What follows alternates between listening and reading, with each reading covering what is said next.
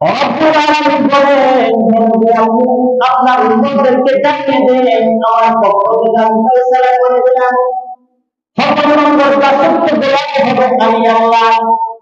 এরপরে আবুল ওয়ালিদাইন ইহসানা, মা বাবার সাথে ইহসান করতে হবে, ভালো ব্যবহার করতে হবে, কোমল ভাষায় কথা বলতে হবে।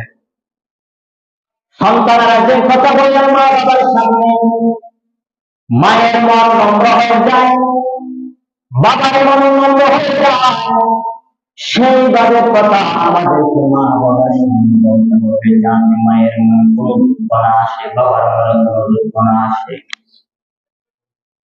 সেজন্য আল্লাহ পাক রব্বুল আলামিন সেই কথা আমাদেরকে শিখিয়ে দিয়েছেন কিভাবে কথা বলবেন, কেমন ভাষায় কথা বলবেন, কি ভাষায় কথা বললে মা মন নম্র হয়, কি ভাষায় কথা বললে বাবার মন নম্র হয়। আল্লাহ পাক রব্বুল আলামিন আমাদেরকে শিখিয়ে দিয়েছেন। শুধু তাই নয়, আল্লাহ পাক বলেন ইহসানা, মা বাবার সাথে শুধু ইহসান করবা, ভালো ব্যবহার করবা, সদাচরণ করবা।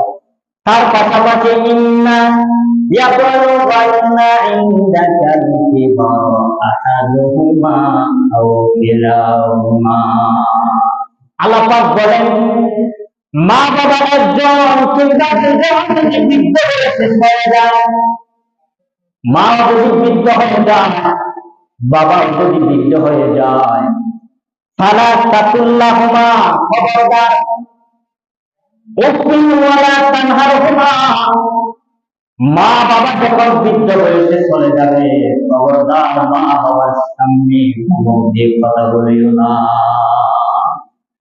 কেমন কথা? আল্লাহ পাক নিজেই বলে দিয়েছেন যে কথা তোমার মুখ দিয়ে জাহির করবে, মা বাবার মুখ দিয়ে শব্দ বাহির হয়, সেরকম কথা মা বাবার সামনে বলা যাবে না। কারণ আল্লাহ পাক রব্বুল আলামিনের গোলামির উপরে আল্লাহ পাক রব্বুল আলামিন মা বাবার স্থান দিয়েছেন। সুবহানাল্লাহ। সেজন্য আল্লাহ পাক রব্বুল আলামিন বলেন মা বাবা, মায়ের চুল যখন সাদা হয়ে যায়, বাবার চুল দাড়ি যখন সাদা হয়ে যায়, বাবা যখন বৃদ্ধ বয়সে চলে যায়, মা যখন বৃদ্ধ বয়সে চলে যায়, খবরদার ওয়ালা তানহারহুমা, তোমরা ধমক দিয়ে কথা বলবে না।